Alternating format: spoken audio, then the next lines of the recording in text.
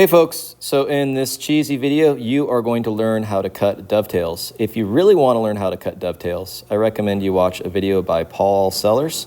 He's got a few great videos out there, but this is how we cut dovetails in the Cabrillo wood shop. So that's a dovetail right there.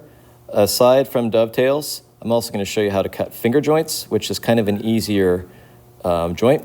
If you don't know what a dovetail is, a dovetail looks kind of like this. It's a very old style of joint. It's incredibly strong, and it's a great way to make a 90-degree joint. Cutting dovetails is kind of a rite of passage too for many woodworkers because it's so difficult to do. They say if you can do it, you are super cool. So in this project here, you've got the tails, and again, like I said, I'm going to show you how to cut finger joints, which are very similar. First of all, we should talk about materials and tools. Materials. The first thing you're going to need to do this, you need 2 pieces of wood that are 4 inches wide exactly without knots in them. And you want the pieces to be anywhere between 6 inches and about 12 inches. We are just going to practice to begin with. You are going to need a dovetail or a finger joint marking jig, which we have here in the shop.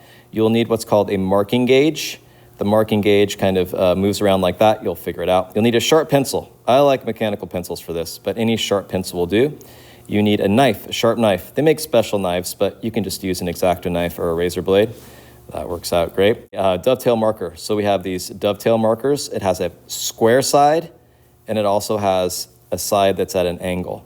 You'll need a saw. There we go. You'll need a saw. I like to use this back saw. You guys will end up using a Japanese saw. Students love these saws. They work great. They have a nice thin blade. You'll also need a coping saw.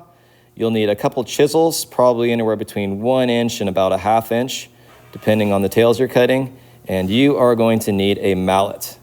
All right, move on to the next video.